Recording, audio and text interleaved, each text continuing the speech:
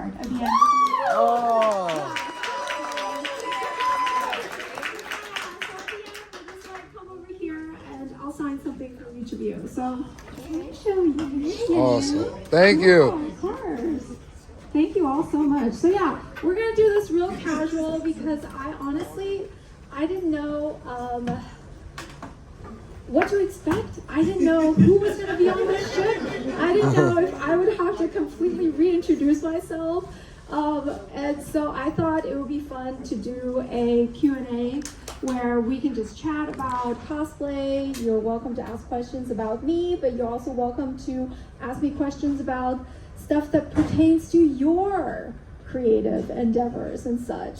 So yeah, we're just gonna make this super casual, and I definitely encourage you to bring your questions. Don't be shy.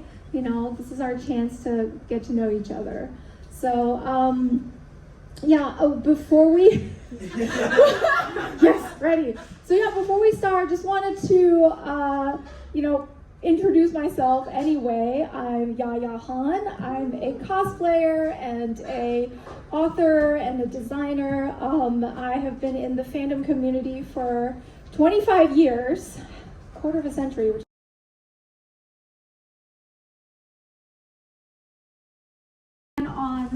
Saturday, I'm actually doing a panel about how the cosplay industry became what it is, and that is where we're going to kind of really go back in time and talk about the different eras, like 25 years ago, what was it, like 15 years ago and such. And so please definitely, if you have time, come to that as well. That'll be on the Centrum stage on deck 4. But yeah, for today, I want to just get to know you, give you a chance to get to know me. So who here has heard of me before?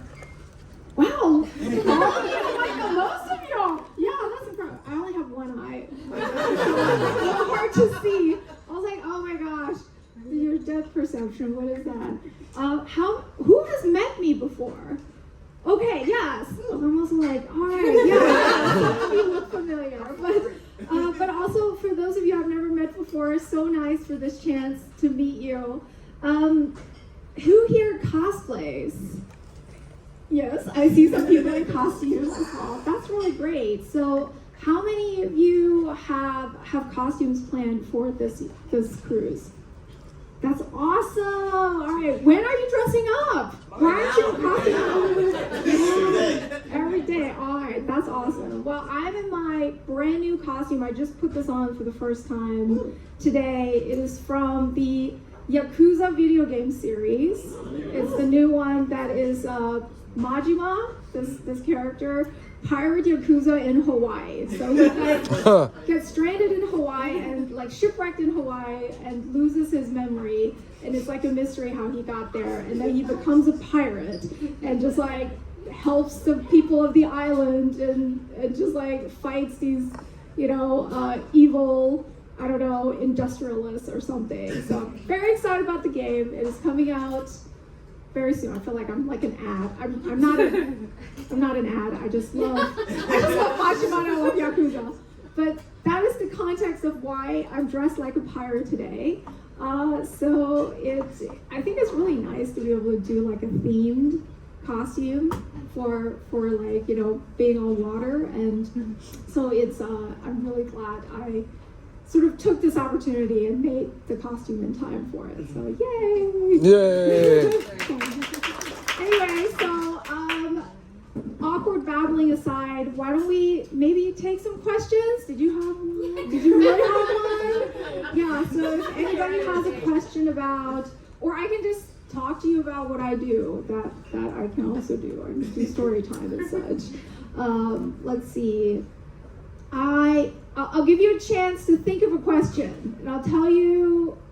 Let's see. Let's talk about crafting and the fact that I actually do more than just make costumes. I also design products for the sewing and crafting industry. So if you have gone into a Joann Fabric or online outlets or other outlets, you may have seen my patterns with McCall Pattern Sewing Company, or you may have seen my fabrics or trims.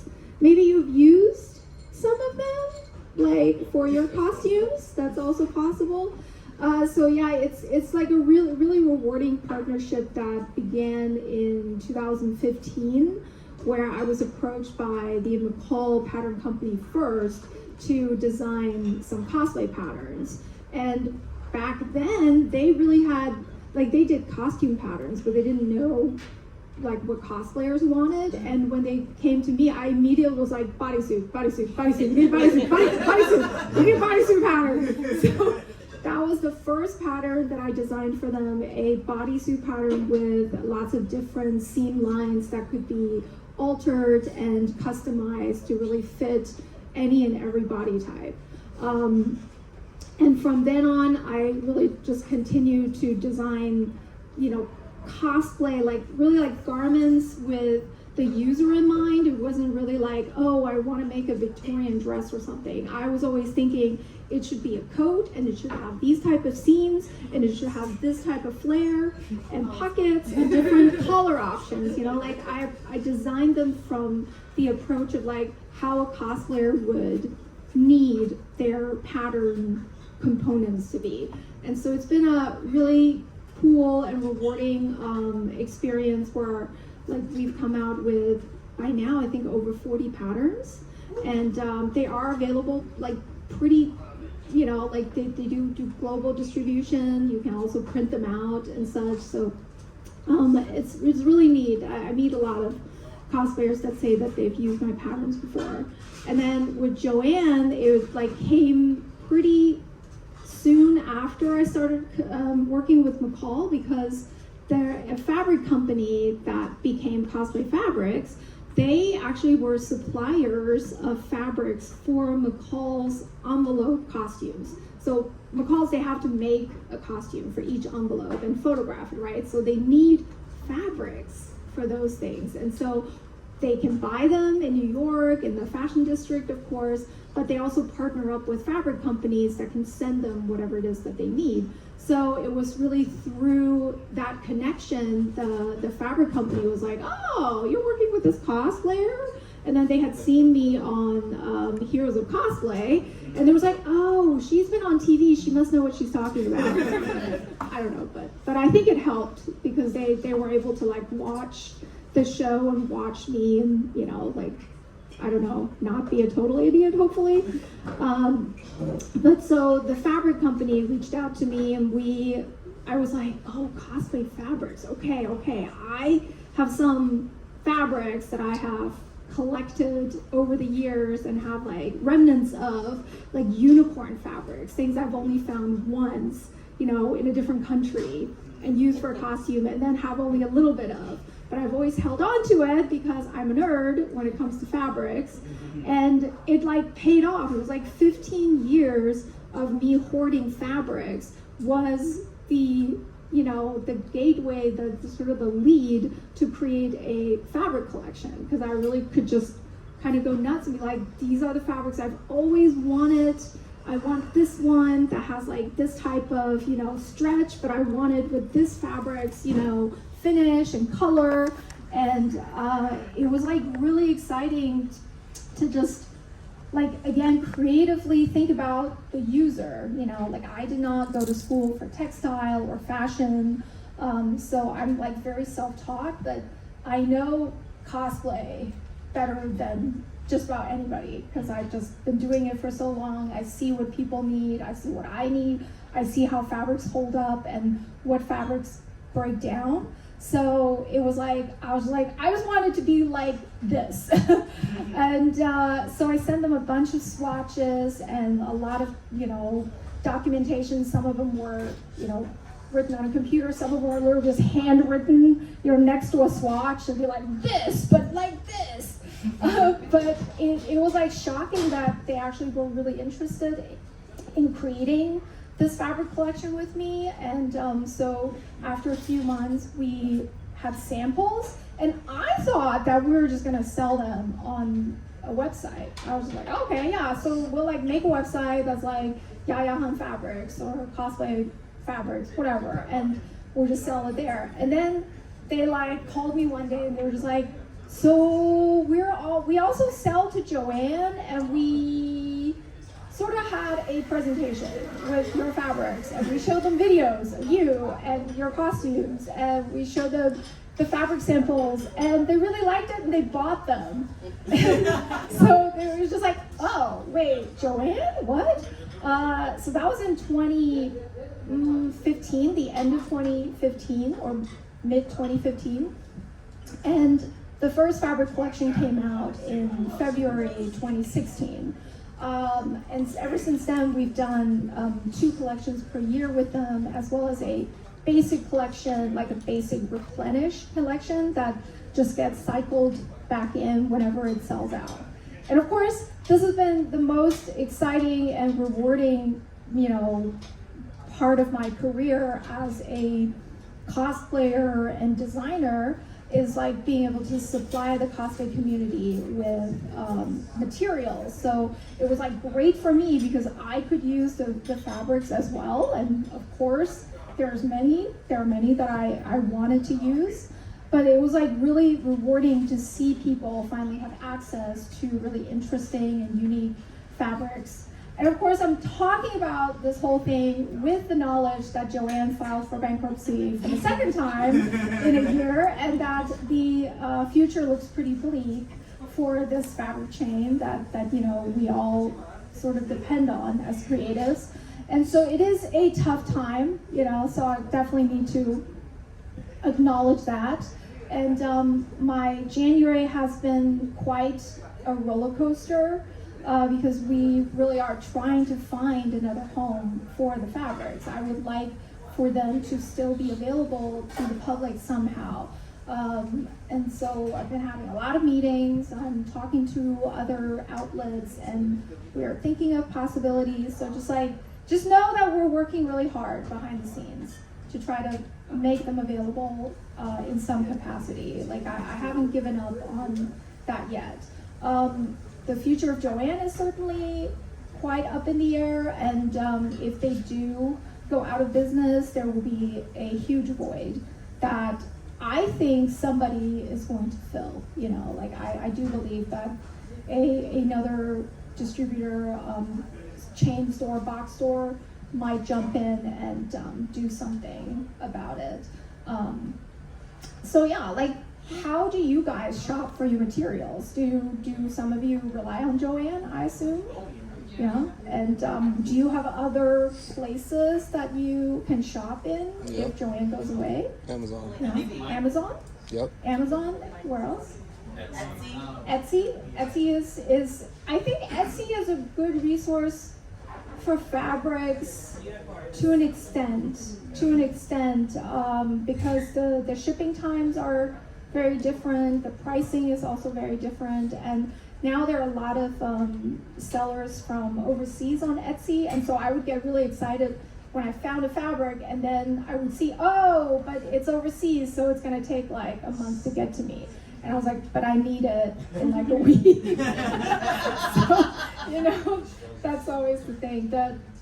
And I do foresee people having to change their cosplay crafting habits. Like we all are gonna have to start thinking way ahead of time. We're gonna have to plan ahead and really commit to projects with much more lead time, and commit money to ordering these materials and such, and then follow through. Because I think with me and with a lot of cosplayers, it is a spontaneous feling. It's you just get hit with the inspiration, and usually it's a few days before an event. I don't know what it is, but always it's about 4 days before the event. You're just yeah, but or it's the weekend right before the event, because you're well, I have a weekend. I could make it, probably, But it's I think we get excited about imagining ourselves at the event with a new costume, and sort of that spontaneous burst of creativity is what makes us, want to run over to a Joanne and pick something up and be able to work on it right then. But now we're gonna have to start being way more savvy and sort of write things down, make lists, think about what type of materials and accessories we need and such. So it is, very, very difficult and weird. All right, any other questions? I'm hoping, yeah, yes, go for it. So, no, okay, I have one question. At what point would you say, if you made it, like this decision that, like, would you say your cosplay, like your passion and desire, like in your drive, is more just like a personal thing, like it fulfills something, a part of you, versus like you feel like a call to, I don't know, maybe what's the word, like show like support or love for like you know other groups of people or anything like that. Like, how do I make decisions on what to cosplay and just in general, like your passion for continuing to do it? My passion for cosplaying and continuing it.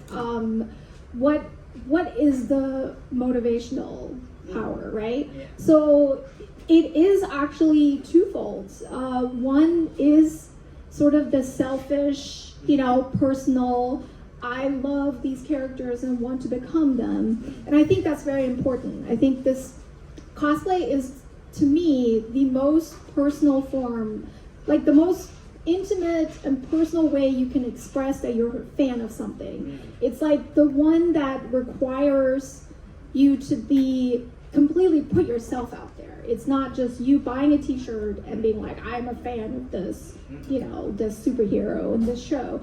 It's not even, I'm buying a very expensive collectible because I love the show and I'm willing to spend $1,000 for, I don't know, the new Batmobile that Jazzing just came out with or something.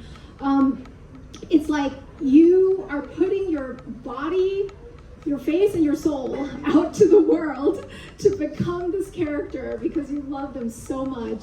And so it's very, very personal, and it should always be personal. Like, you should always make your decision to cosplay for yourself and not because of peer pressure, not because it could be great content, not because it's like the hype train and you want to be the first to have made something and have it go viral or something. Like, and sometimes all of those things actually intersect and they add to that personal desire to make it. Sometimes, like, I don't know, Arcane comes out and you watch it and you do love the characters so much and you want to become them, and then it's like convenient that it is the hottest thing on the planet for a little bit, right? So if the stars align in that sense, then do it. But don't do it if you don't feel the connection to a character. Like, I have cosplayed characters for the sake of joining a group, completing a group and, sort of thinking, okay, well, I'm going to be this character too because this character fits me the best even though I don't really know them. Or I have cosplayed a character because a brand has asked me to. The best example of that is when I did Gamora from the Guardians comic books. It's Gamora in her white space armor, and Marvel asked me to do it for their Marvel Becoming video series. And I thought Gamora was cool. I liked Guardians, the movies, but I hadn't read the comic books yet. So I didn't have like that much of a sense of who she was as a character from the comic books. I am definitely more comfortable sewing, so armor is like not my strongest suit, but I made the armor with a lot of care. I used good materials. I spent 6 weeks on it and really like pushed outside of my comfort zone. I even coated the EVA foam armor in resin so that it would be, very durable and have, this like really like hard shell, smooth finish. So it was like an expensive project. It was a very challenging project. And when I did the Marvel Becomings video and subsequent photos and posted online, everybody hated it. It was because like Gamora in the comic books, she has these weird gold markings under her eyes that look sort of like raccoon eyes, and she's green, obviously. She's fully covered up, and certainly part of my audience wants to see something more. So it was sort of like this convergence of like, oh, she's fully covered up. This armor looks a little weird, and like maybe it wasn't the best armor. And then she doesn't look conventionally attractive. She's green with like raccoon eyes. So people are just like, well, this is like a weird costume for you. Or they'd be like, well, I'm disappointed in you because this doesn't look up to your regular standards, Yaya. Or like, yeah, Wow. you need, like, it wasn't like just strangers saying, I don't really like this. It was like people that have followed me for a long time. So it's like, arguably my fans were the ones that were just like, oh, we're just disappointed in you. We thought you could do better. And Wow. yeah, and so that was a huge lesson for me where like I wore Gamora, I believe, twice. Once for the Marvel photo shoot and video shoot, and then once at New York Comic Con where I like refined the makeup and made it more attractive the second time around.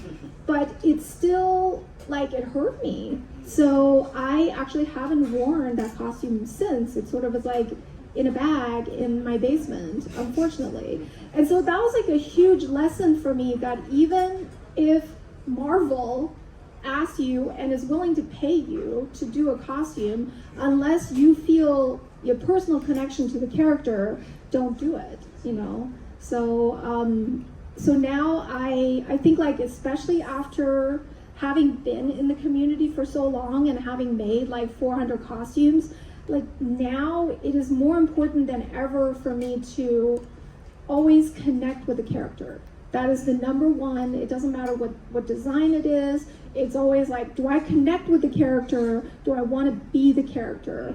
And then I do still do a lot of group costumes with friends, and I recommend whatever you can do to team up with your friends, because doing cosplay together with people that are important to you is the best motivation. It really, really is. As long as they are reasonable and they let you pick the character that you want to be, instead of like pigeonholing you or just being like dictating who you should be. As long as everybody is like, if two friends love the same character, they both should be able to cosplay it. Like I never worry about a group having doubles. I'm always like, yeah, if you like this girl, do it too. Like we'll do twin pictures together. But it's like really become a joy of mine to make a costume and know that I will have a chance to wear it with friends, be it here at a US convention, or sometimes we'll even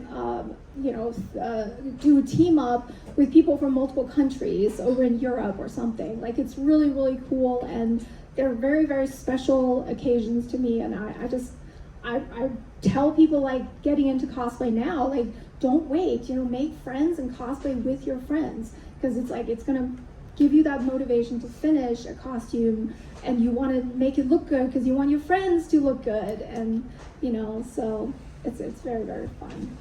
Yeah, but I think motivation is certainly very important depending on what it is that you want to do. I also think a lot about logistics. I really think very hard on how do I logistically transport this costume? How do I wear this costume at the event? Like I could have brought to the cruise ship like really big costumes, and part of me was like, what if I just bring like my Empress that's just really grand and would be so cool to take photos. And then I was like, but my cabin is tiny. Everybody's cabin is tiny, So I was like, I really need like small, compact costumes, and like there isn't really space for an ironing board or something. So I'm like, whatever I bring has to be able to be steamed. So it's like you have to think about those logistics too. So, any other questions? Yeah. Yes. Okay, so my question is, what was your experience like on King of the Nerds, and if you felt like it helped your career? Because that's where I discovered you years ago, and I've loved you from then on. So I don't think it was that popular because there wasn't much of it. So King of the Nerds. Okay, so the question was what my experience was on King of the Nerds, and it's so funny because I met George Takei on King of the Nerds, and I reconnected with him yesterday, and I was like, do you remember we spent an afternoon together on King of the Nerds? I showed him like the picture of us, and his husband was like, oh yeah, we were there for this thing. So King of the Nerds was a competition show that ran for 3 years, starting in 2012. It was like 2012 through 2015, and each season they had a cosplay episode, a cosplay challenge. So they would bring me in as a judge for that episode. So I got to film with them 3 times. And what I really loved about King of the Nerds is that I saw the same production people every season. So first of all, you know, the host Curtis, they were incredibly kind, but then everybody behind the scenes, all the producers, you know, they had like even the same PAs, you know, multiple seasons, and that to me showed that it was like a robust production. And the other cool thing is that some of the contestants from season 1, they stayed on and became production crew for the remaining the other seasons. They like started to think of challenges, and they became producers of the show. And so I was just like, it felt very, you know, like a very wholesome and positive family vibe is what I got.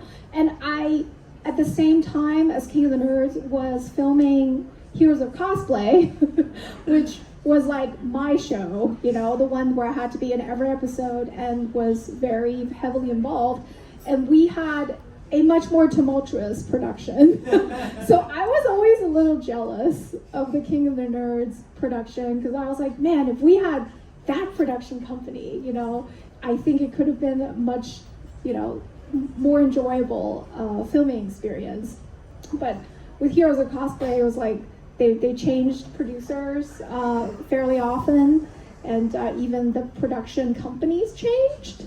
So we kept dealing with new people, and that wanted to emphasize different aspects, and it was like way more challenging. So I was always like, jelly. Yes, Jen. So with the way the cosplay is going now, it seems like it's a lot more competitive, and there's been, I guess, some back and forth. I follow, besides you, there's some other cosplayers, and it seems like there's been some pretty bitey comments online about stuff, and so I just was wondering like what your take is as far as how things are moving along, kind of as far as like it doesn't seem as, I don't know, as open and as considered as it used to be. Mm-hmm. Okay, so her question was about the current state of the cosplay community, and that it sort of seems very competitive now. And did you experience the bitey comments? Like, or did you see like discourse online? So there's like more online discourse, and so it just doesn't feel as, you know, maybe inclusive and positive as it used to be. So that's a great question. I ponder about these things a lot because I think there's like, cosplay is like very interesting sociology. It really is very interesting, because it's like you become a fictional character, but you really reveal so much about yourself. And the online space has always been a double-edged sword for cosplay. So like, I was a part of a community for 10 years before we really went online, before social media. So I can tell you that in the odds, there was discourse. There was always discourse. There's always been discourse. And I think the hardest years that I personally went through were in the aughts, where I was like rising very quickly. I was like becoming very well known very quickly. Literally, like, I started in 1999, and by 2003, I was the most well-known cosplayer in America. And to deal with that back then, I had no idea how to do it. And there was a lot of criticism. There's been ongoing criticism of me throughout the ages, but it was like the hardest during those years where it was like on LiveJournal or on like, random forums, like fandom forums or something, that what people would say about me. And I'm sort of like happy that I loved cosplay enough to push through those, those situations. Until I'm basically titanium now. I'm like either Teflon or titanium, a combination of both, where really nothing bothers me to a detrimental amount. Like things still sting, but I get over it very quickly because I just have so much experience with it. And the thing with cosplay, what I've realized and what I wrote about in a book even, is that cosplayers feel sort of a entitlement over the characters that they love, and that it's very difficult sometimes to distinguish another person from their costumes. It's like they see that person's costumes and they believe on the surface who they are. Like I went through a phase where I was criticized a lot for being too sexy and too provocative. These were before OnlyFans days, by the way. I never had an OnlyFans because apparently I went through my exhibitionist phase, in the aughts, and I was just like, oh my God, Yaya Han is ruining cosplay because she's showing cleavage or something, and it's like they just see what you do, but they don't think further that you're a person. And I think, in a way, before the internet, we sort of were able to enjoy cosplay in somewhat of a bubble. Like you can choose to not be on those forums if you don't want to. You can practice cosplay fully, 90%, never having to deal with those things if you don't want to. But the internet changed everything. Social media has made it such a huge part of cosplay that you can't just omit it anymore. Everything you do needs to end up on the internet somehow. It's I don't know anybody who is cosplaying and then never posting their photos. That's not how you do it. And social media, in fact, was actually very good for cosplay, because cosplay is the perfect hobby for social media. It's so visual. It's so intersection between crafting, entertainment, fandom, and it's just it just lends itself to such great content. So cosplay became very strong, and really many people were able to find cosplay enjoying it because of social media. So our community would never be this big if it wasn't for it. But social media, of course, brought in this huge, all these other issues that we're having to deal with. And I think what I see from having done it for so long is that we kind of do cycles. We literally go around in circles a bit, or it's kind of like a wave. We just go up and down. And with a lot of discourse, any discourse that you see is not new. It's those are discourses that come and go. Or sometimes with cosplay, I think of it like a pendulum, everything swings to one side. For example, if you think of cosplay contests, there used to be a time where the only people winning contests were people in big armor costumes, or on stilts or whatever. So the pendulum really swung in that direction of showy, big, larger than life armor builds.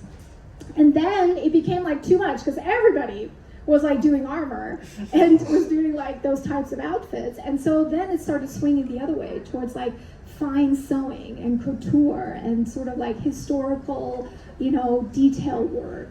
And so then all the sewing costumes are winning contests. And so then people are well, if armor people have no chance, only if you sew a dress can you win a contest. That became the complaint. So we're just we just swing back and forth. We're sort of in this era where craftsmanship has reached such a high level that you have to be good at everything to win a contest. So like, it's no longer enough to just sew or make armor. You have to have both in your costume, and you have to have like special effects, lighting, you have to have metal casting or whatever. And so like, now we've put so much pressure on cosplayers that I'm curious when the pendulum is going to go back again. Because so it's like, all I can say is like, everything is temporary. You know, like if there is discourse, it will pass. It definitely will pass, and then time will change people's opinions. Like even my Gamora costume, I like recently posted about it, and people were like, "Oh, it looks great." I was like, "Where were you in 2018?" It's like, what the heck? All of a sudden, it looks great, huh? So, same photos, you know, not like I did any upgrades. So I feel like you just have to always identify why you love to do this. And you have to stick in the community and seek out those safe pockets and safe spaces, despite the discourse. And just know like this discourse will be there, but you don't have to participate in it, you know. And sometimes maybe we shouldn't participate in it and share our own opinions about it, because that just like perpetuates sort of the complaining machine. But just know that as long as the positives outweigh the negatives, cosplay is worth doing, and that's the reason I'm still doing it for so long, you know. Yeah.